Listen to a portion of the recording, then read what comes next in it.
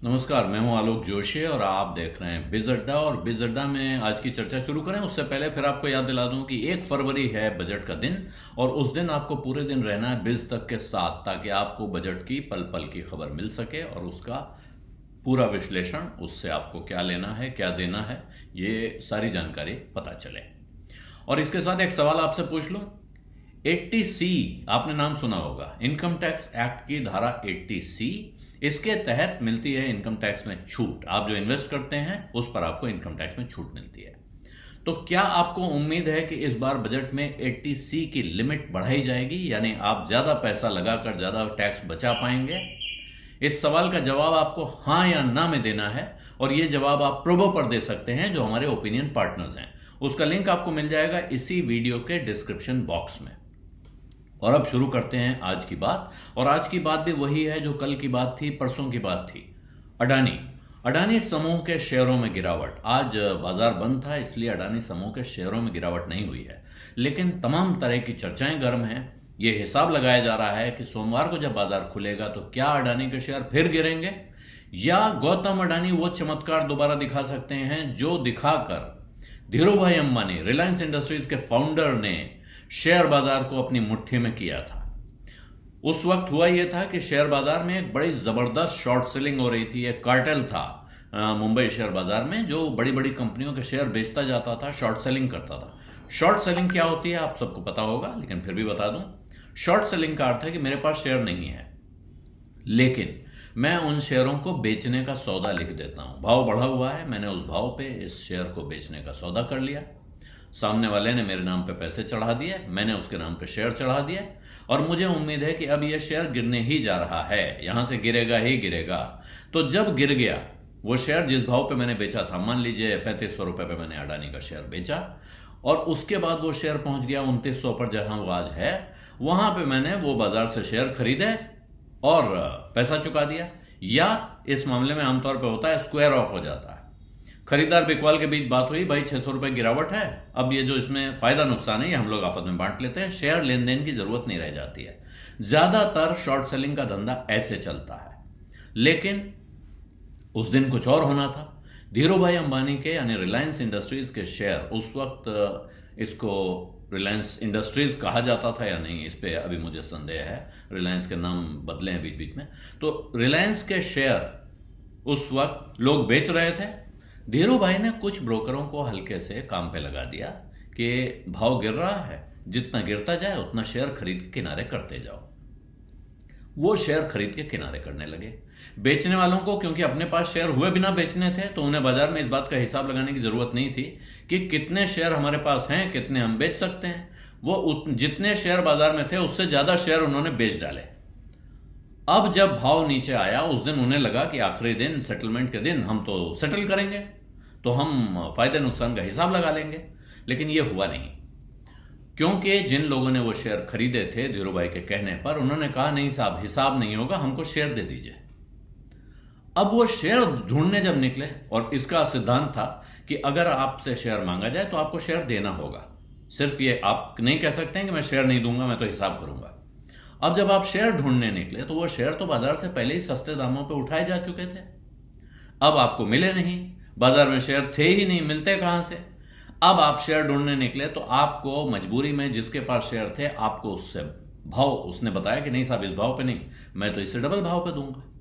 वो भाव जो नीचे जा रहा था वो अचानक ऊपर की तरफ भागने लगा। जो लोग शॉर्ट सेलिंग में मुनाफा कमाने के लिए आए थे उनको घाटा होने लगा, और भयानक घाटा, थोड़ा मोड़ा घाटा नहीं। कहते हैं कि उस शॉर्ट सेलिंग कार्टेल की कमर तोड़ दी, और तब से शेयर बाजार में किसी ने धीरूभाई के शेयरों पे हाथ नहीं लगाया। यह किस्सा इसलिए कि शेयर बाजार में शॉर्ट सेलिंग करने वालों को जवाब कैसे दिया जाता है, यह पहली बार धीरूभाई अंबानी ने करके दिखाया था। और यही वजह है कि शेयर बाजार में रिलायंस के शेयरों के साथ खिलवाड़ करने की कोई कोशिश नहीं करता है। यह किस्सा थोड़ा फर्क है। इस बार अडानी के साथ जो हुआ है, इसमें खिलवाड़ करने वाला, और वो साफ साफ कह रहा है कि हाँ मैं खिलवाड़ कर रहा हूं, मैं शॉर्ट सेलर हूं, वो अमेरिका में बैठा है।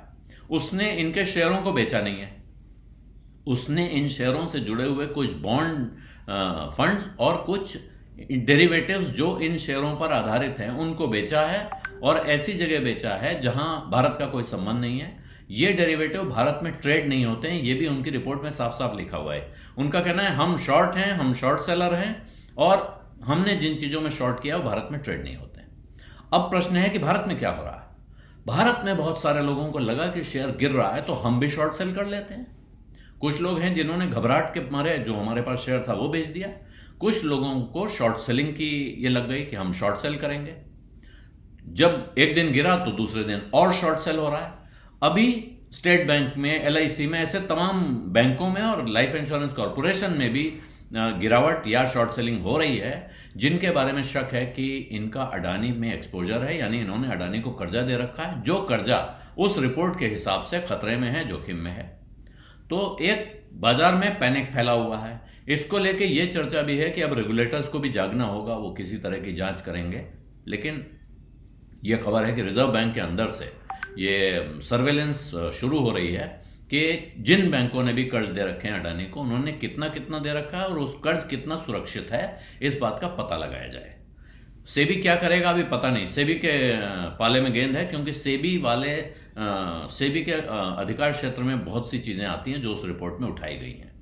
लेकिन बाजार में क्या होगा ये इस पे निर्भर करता है कि क्या खुद गौतम अडानी से जुड़े हुए लोग या कोई ऐसा बाजार का प्लेयर जो गौतम अडानी के शेयरों में भरोसा रखता है, वो शॉर्ट सेलिंग के मुकाबले सामने आता है कि ठीक है वो इस वक्त खरीद के सौदे करना शुरू कर दे, बड़े पैमाने पे बड़ी रकम के खरीद के सौदे हो जाएं और वो इतना माल जमा कर ले अपने पास, यानी इतने शेयर्स का सौदा जमा कर ले कि जो शॉर्ट सेल कर रहे हैं वो कल को फंस जाएं।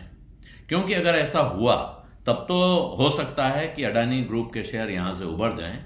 अगर ऐसा नहीं हुआ तो अडानी का जो FPO है, फॉलो ऑन पब्लिक ऑफर, वो मुश्किल में है।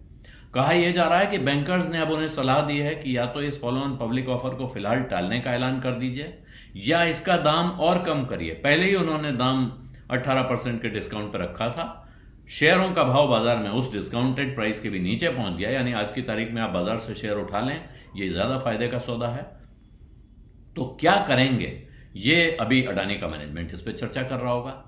कैसे जवाब देंगे इसको भी उन्हीं को तय करना है, या उनके साथ जुड़े हुए, उनके प्रति सहानुभूति रखने वाले शेयर बाजार के ऑपरेटरों को तय करना है कि वो क्या कर रहे हैं। लेकिन सोमवार का इंतजार सबको है कि सोमवार को फिर भारत के बाजार में क्या होता है, क्योंकि इन शेयरों की गिरावट का असर यह हुआ है कि गौतम अडानी की जगह मुकेश अंबानी वापस भारत के सबसे अमीर आदमी बन चुके हैं। बिलियनर्स की लिस्ट में गौतम अडानी नीचे खिसक गए हैं और मुकेश अंबानी उनसे एक पायदान ऊपर आज ही पहुंच चुके हैं। अब आगे सोमवार को क्या ये फर्क फिर और बढ़ता है या वहां रिकवरी आती है, शॉर्ट सेलिंग के मुकाबले शॉर्ट सेलिंग बंद करके लोग वापस खरीदारी करना शुरू करते हैं, यह सवाल है जिसका जवाब आज नहीं मिल सकता है। रेगुलेटर्स क्या करेंगे ये बड़ा सवाल है, जिसका जवाब आज मिले, कल मिले, परसों मिले, अगले हफ्ते मिले।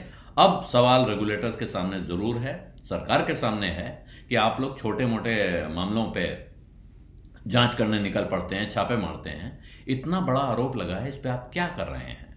और ये सवाल बढ़ते बढ़ते जो पार्टियां उठा रही हैं, लेकिन प्रधानमंत्री तक पहुंचेगा, जिनका मशहूर वाक्य है, न खाऊंगा न खाने दूंगा। अब लोग पूछेंगे जरूर कि भाई क्या हो रहा है। तो इस सवाल का जवाब मिलेगा, तब तक इंतजार ही किया जा सकता है। सोमवार को देखना होगा कि आखिर क्या हो रहा है इस शेयर में। बिजर्डा में आज इतना ही, अब इजाजत दीजिए। धन्यवाद, नमस्कार।